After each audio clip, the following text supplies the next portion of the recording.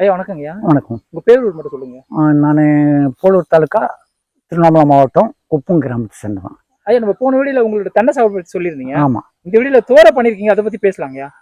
தோரை வந்து 2 விதமா இருக்குதுப்பா. 6 மாசத்து தோரை, 3 மாசத்து தோரைன்னு 2 இருக்குது. அப்படிங்களா? ஆமா. இந்த 6 மாசத்து தோரைன்றது வந்து 6 மாசத்துக்கு மேலேயும் ஆகும் மகசூல் வரத்துக்கு. அது நம்ம விதைக்கிற பட்டத்தை வச்சுதான் அது நாள் அதிகமாக வருது. அதாவது 6 மாசத்து தோரைன்றது வந்து மாசில வச்சாலும் இல்லை பங்குனி மாசம் வச்சாலும் சித்திரையில வச்சாலும் வைகாசி ஆணி ஆடி வரலாம், எப்போ வச்சாலும் அது கார்த்திகை மாசம் தான் காய் காய்க்கும். முன்னாடியா வந்து காய்க்கிறதுக்கு வாய்ப்பே இல்லை.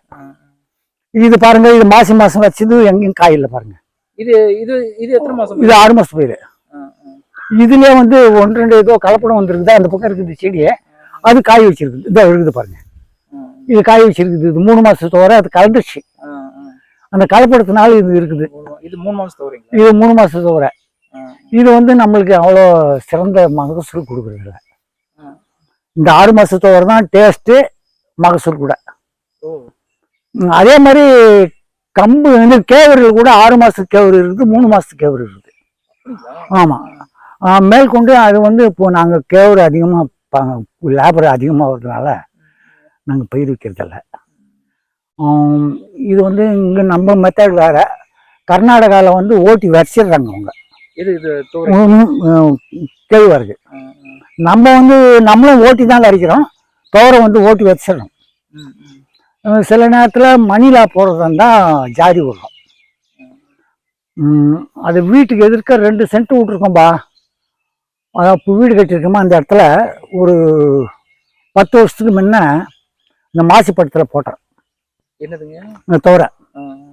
அப்போ அதிகமாக ஈல்டு வந்ததுனால தான் இப்போ திருப்பி மாசிப்பட்டத்தில் வச்சுருக்கேன். இது எத்தனை சென்ட்ல போட்டிருக்கீங்க? இப்போ போட்டிருக்குது 10 சென்ட்டு. அப்போ போடுறது 2-2.5 சென்ட் தான் இருக்கும். ஆனால் 2.5 சென்ட் இருந்தால் கூட அதில் 60 கிலோ தோரைக்கு மேலே ஆயிடுச்சு. யாருமே நம்ப முடியாது. 2.5 சென்ட். 2.5 சென்ட்ல நான் எப்பவுமே ஆயுசுலயே அது மாதிரி நான் ஈல்டே பார்க்கல. வெறும் காயவே தெரியுமா. அது மாசி மாசம் வருஷம் அது மனசில் வச்சுக்கின்னு இந்த தாட்டி போட்டோம். இது வந்து 6 மாசத்து தோரை இல்லை, இது 3 மாசத்து தோரை, இது 6 மாசத்து தோரை. தோரை நீங்க அதிக பரப்புல போட மாட்டீங்களா? 50 சென்ட் ஒரு ஏக்கர்ல பண்ணது இல்லையா? இல்லம்மா, அப்போ பண்ணின்னு தண்ணி இல்லாத சமயத்துல. இப்ப தண்ணி வசதி நிறைய இருக்குது. போர் போட்டோம், போர்ல எவி தண்ணி. அது அந்த ஒரு கேணி தான். அது ஒரு 80 சென்ட்டுக்கு நெல் பயிருக்கு வச்சிருக்கேன். அது ஆணிக்கார் பயிர் வைக்கல இந்த வருஷம். 3 பயிர் திருப்பி வச்சா பயிர் ஈல்டு கம்மியாகுதுன்றதுக்காக ஒரு பயிரை ஆற போட்டு சம்பாவுக்கு ஓட்டணும். ஏன் தண்ணி இருந்தா இது பயிர் பண்ணக்கூடாதா? மேல பண்ண அவ்வளோ வீரியம் வர்றதில்லை நெல் பயிர். இல்லைங்க, இது இந்த தோரை கேட்கற தோரை தண்ணி இருந்தா பண்ணக்கூடாதான்னு. இது புழுதிக்காய் பயிர் தானே. இது நிறைய நஞ்ச பயிர் இல்லை. நஞ்ச பயிரா இருந்தா தான் நிறைய தண்ணி கட்டணும். இது நஞ்ச பயிர் கிடையாது, கொஞ்ச பயிர். நஞ்ச பயிரா இருந்தா அதுக்கு நிறைய தண்ணி வேணும், தண்ணி தேங்கணும். இதுக்கு அந்த மாதிரிலாம் தண்ணி தேங்கினா செடி செத்துக்கூடும். ஒரே நாளைக்கு கூட இது தண்ணி தேங்கக்கூடாது.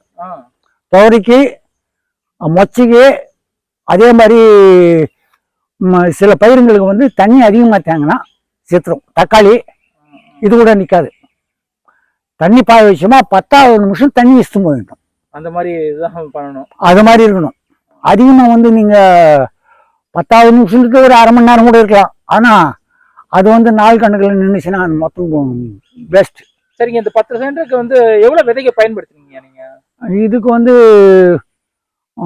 350 கிராம் 400 கிராம் வச்சுங்க. அப்படி கையில தூவி விட்டீங்களா? கையில தூவிட்டு ஓட்டிட்டோம், ட்ரக்கில் ஓட்டிட்டேன். சரி, எப்போ இதுல களை எதனா எடுக்க வேண்டியது வேலை இருக்காது? இல்லை களை எல்லாம் எதுவும் எடுக்கல. இதுல பூச்சி நோய் தாக்குதல் வரும்? இல்லை, இந்த பட்டத்துல பூச்சி நோய் தாக்குதல் வரவே வராது. அதாவது பட்டம் வந்து வருதுன்னு சொல்றாங்க. இந்த பட்டத்துல போடும்போது எப்பவுமே வந்ததில்லை. என்ன பட்டங்க அது? மாசி பட்டம். மாசில போட்டா எதுவுமே நோய் வர்றதில்லை. இந்த பயிர் இல்ல, எந்த பயிரா இருந்தாலும் இல்ல கம்பு கூட அது மாதிரி தான். கம்புக்கு இதுக்கு நோய் தாக்கல் ரொம்ப கம்மி, ரொம்ப கம்மி. அதாவது 100%ல 1/2% கூட நோய் தாக்காது. மாசி பட்டத்துல பண்ணா. அதே மாதிரி நெல் பயிர்ல சித்திரை 5, ஆடி 5, ஆடி 18, ஆவணி 13 அது வரல நெல் பயிர். அந்த பட்டம் அது நம்ம எவ்வளவு உரம் நம்ம செலவு பண்றோமோ அதே மாதிரி பட்டம் கூட முக்கியம், நெல்லினுடைய வெரைட்டி கூட முக்கியம். எங்கிட்ட ஒரு நெல் பாரம்பரியமான நெல் இருக்குது, பீமன் சம்பான்னு பேரு. ஒரு உலகத்துல ஒரு விவசாயி கெடாத பயிர் வைக்கிறது என்ன பயிர்? அவன் எந்த விதத்திலும் கெட்டு போக கூடாது, அவன் லாபம் அதிகமா சம்பாதிக்கணும்னு சொல்ல, கெடாம இருக்கணும். தெரியல என்ன பயிர் தெரியல, நெல் பயிர்ல. அப்படிங்களா? ஆமா, பீமன் சம்பார்லாம் அது மாதிரி பயிர் சொன்னா யாருமே நம்ப மாட்டாங்க. ஓட்டி பூஜை வச்சுட்டு ஒரு களை வெட்டினா தீர்ந்து போச்சு. நம்ம கலக்காய் எப்படி வருது அதே மாதிரி நெல் பயிர் வரும். நெல் பயிர் வந்து நான் இருக்கிறது 6 அடி, எனக்கு மேல 6 அடி. உனக்கு போனா அந்த குழந்தை கூட கேட்டுக்கோ, அவர் பார்த்தார். நீங்க எங்கன்னா நெல் பயிர் வைக்கிறதா நான் ஒரு 1/2 கிலோ நெல் உங்களுக்கு சும்மா கொடுத்து அனுப்புறேன், நீங்க பயிர் வச்சு பாருங்க. இது வந்து ரொம்ப பிரமாதமான நெல், பீமன் சம்பான் பேரு.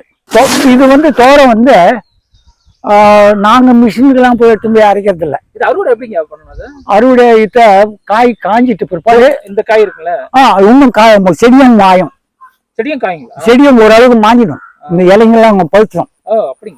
பழுத்துச்சுன்னா அந்த சமயத்துல வெட்டி காஞ்சி பிற்பாடு குச்சியில தட்டினா கீழே வந்துடும். காய் உண்டு போச்சுன்னா அடிச்சுட்டு பருப்பு எடுத்து வேண்டித்தான். அதை வந்து முளை கட்டிட்டு பருப்பு தேய்ச்சிக்குவாங்க. மிஷின்ல எடுத்து போய் போடுறது நம்ம கிராமத்துல அவ்வளவா நடக்கிறதில்ல. நீங்க எல்லாம் பண்ணிடுறீங்க? நாமளே பண்ணிக்கிறோம். கிராமத்துல பண்றது அப்படியே வந்து அது முளை கட்டின பயிர். ஆனா கடையில் விற்கிறது அப்படியே சும்மா தண்ணி போட்டு மேல தோல் மட்டும் உரிச்சு கொடுக்குற பயிர். இதுக்கு அதுக்கும் ரொம்ப வித்தியாசம் இருக்குது. ஆனா டேஸ்ட் இது டேஸ்ட் இருக்கும். அது வந்து எதுவுமே வேஸ்ட் கிடையாது, தோல் மட்டும்தான் உரிக்கிறோம். இதுல வந்து தோல் வந்து அது முளைச்சி முளை வந்துடுது, முளையெல்லாம் வந்து தனியாக போயிடுது, முளைப்பு பூரா போயிடுது. இது நம்ம துவரைக்கு அது மாதிரி தான் பண்ணுறோம். அதே மாதிரி மொச்சைக்கு இது போட்டுருக்கோம் பாருங்க. இந்த மொச்சை ஒரு 100 கிராம் விதை தான் இருந்தது எங்கிட்ட, பாரம்பரியமான விதை. ஹைபிரிட் இருந்துச்சு, அதெல்லாம் போட்டால் எனக்கு செட் ஆகி வர்றதில்ல. ஏன்னா இந்த மொச்சையை வறுத்துட்டு பருப்பு தேய்ப்பாங்க, தேய்ச்சிட்டு கத்திரிக்காய் போட்டு குழம்பு வச்சா என்ன ஒரு வாசனை இருக்குன்னு தெரியுமா? என்ன டேஸ்ட் இன்னைக்கு கூட. ஆனா பாரம்பரியமான விதையா இருக்கணும். நீ நினைக்கிற மாதிரி நான் ஃபர்ஸ்ட் எதுக்காக ஒரு இயற்கை விவசாயத்தை வெறுத்துன்னு கேட்டா, அதுவும் அந்த மேல் கழிவு இருக்குது பாருங்க, அதுல கத்திரி செடி வேலூர்ல இருந்து வாங்கின்னு வந்து 10 கிராம் 50 ரூபான்னு வாங்கினேன் அப்போதைக்கே. அதுவும் எட்டாவது நட்டு தூரம் இவ்வளோ தூரத்துக்கு நன்னோன்னாங்க. அவங்க கடைக்காரர் சொன்ன மாதிரியே நட்டுட்டா காய் நிறைய பிடிச்சிது, அழகாக இருந்துச்சு செடி. ஃபஸ்ட் அன்னைக்கு முதல் அன்னைக்கு காய் பறித்து வீட்டில் ஒரு 1/2 கிலோ கொடுத்துட்டு ஒரு 10 கிலோ காய் எடுத்து போய் ஊரில் விற்கிறதுக்கு போனேன். காய் தகன்னு எல்லாம் விரும்பி வாங்கினாங்க. இங்கே ராத்திரி வந்து குழம்பு சாப்பிட்டா அம்மா எங்க திட்டுறாங்க, என்னையா காய் பயிர் வச்சுக்கிறேன். நாங்கள் என்னடா அப்படி இருக்குதுன்னு சொல்லிட்டு அது விட்டு பிற்பாடு அப்படியே போய் டீ கடைக்கு போனால் மறுநாள், ஏமா என்னத்துக்கு இந்த பயிரில் வச்சுங்கிற அப்படின்னு திட்டினாங்கப்பா. காய் வாங்கினோம் பூராமே நல்லா இல்லைன்ட்டாங்க. சரி இன்னும் இந்த பயிர் இருக்கக்கூடாது சொல்லிட்டு அப்போ 14 மாடு வச்சிருந்தேன். சொன்னால் யாருமே நம்ப மாட்டேங்கண்ணே, மாட்டை பிடிச்சும் போய் அதில் கட்டினா ஒரே செடி கூட கிடைக்கல. அது பீட்டி விதையா எனக்கு தெரியாது ராஜா, அந்த பீட்டி விதையாம். சரி என்னடா இது மாடு கூட துண்ணலையா அப்படின்னு நம்ம மனுஷால் துண்ணா என்ன கேட்காமன்னு சொல்லிட்டு மறுநாள் ஏர் பூட்டின்னு ஓட்டி, அப்போல்லாம் ஏர் மாடு வச்சிருந்தோம், ட்ரக்கில் ஏர் மாடு வச்சிருந்தோம், ஓட்டி மொத்தத்தையும் எடுத்துட்டேன். இந்த மாதிரி இயற்கை விதை தான் வாங்குறது. பொன்னி இது மாதிரி நல்ல யாருன்னா பயிர் வச்சு எதுவும் பிரச்சனை இல்லைன்னு தெரிஞ்சாதான் வாங்குறது. ரொம்ப ரொம்ப மனசு கட்டு போட்டோங்கண்ணே. 10 சென்ட் தான். அவங்க அங்கே ஒரு ஏழைப்பட்டவங்க ஒரு 1/2 கிலோ வாங்கி நல்லா இல்லாத போய் அவங்க சொல்லும்போது நம்மளுக்கு எவ்வளோ பணக்காரங்களை பற்றி நம்மளுக்கு அக்கறை இல்லை. ரொம்ப ஏழைப்பட்டவன் என்ன நான் இது மாதிரி காய் குத்தி அப்படின்னா நம்மளுக்கு அது நெஞ்சில் குத்துற மாதிரி இருக்குது. இதனால விட்டுட்டுங்க. அந்த இயற்கையாக இருக்குது, இயற்கை தான். சரிங்க, இதில் எவ்வளோ மகசூல் வரணுங்க? இப்போ இது 10 செட்டு போட்டுக்கணும் இல்லையா, இதுக்கு எப்படி பார்த்தாலும் ஒரு 75 கிலோலேருந்து 80 கிலோ வரும். சரிங்க, இதே இது 1 ஏக்கர்ல பண்ணா எந்த அளவுக்கு மகசூல் வரும் சொல்ல முடியுமா உங்களால? இல்லைம்மா, அது நான் வச்சு பார்க்கல. 10 சென்ட்டுக்கு வந்து ஒரு 70 கிலோ தாராளமாக வரும்னா அப்படின்னா 700 கிலோ வரணும். ஒரு ரெக்கமெண்டேஷன், கவர்மெண்ட் ரெக்கமெண்டேஷன் வந்து 600 கிலோ தான். ஒரு ஏக்கராக 600 கிலோ தான். ஆனால் விவசாயினுடைய ரெக்கமெண்டேஷன் வந்து 700 கிலோ. செலவு எவ்வளோ ஆகுங்க அதுக்கு? செலவுன்னா பூதி ஓட்டணும். பூதி வந்து நீங்கள் நினைக்கிற மாதிரி அந்த காய்ச்சல் பூதி ஓட்டி தண்ணி அந்த மாசி பட்டத்துக்கு விதைக்கிறதுக்கு தண்ணி இயற்கையாக முடியாது. தண்ணி வைக்கிற நிலமா இருந்தால் மாசி பட்டத்தில் விதைக்கலாம், இல்லைன்னா அந்த வைகாசி ஆணியில் விதைக்கணும். அப்போது அந்த ஈல்டு வராது. மாசி பட்டத்தில் மட்டும்தான் இந்த ஈல்டு வரும். மாசி பட்டத்தில் மட்டும்தான் இந்த ஈல்டு வரும். நீ சித்திரையில் எவ்வளோ விளையுதோ அதுக்கு ஒரு 10% வைகாசியில் கம்மியாகும். வைகாசியில் விளையிறது ஆணியில் கம்மியாகும். ஆடி ஆவணின்னும் போது ரொம்ப கம்மியாகும்.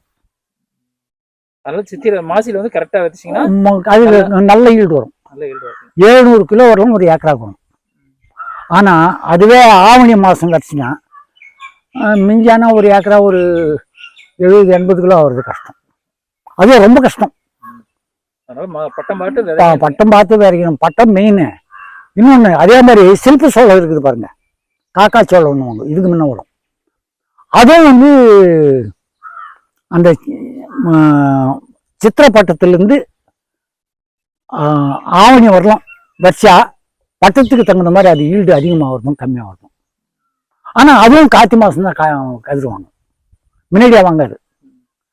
இது மாதிரி இயற்கையில் எவ்வளோ நம்மளுக்கு தெரியாத விஷயங்கள் இருக்குதுப்பா.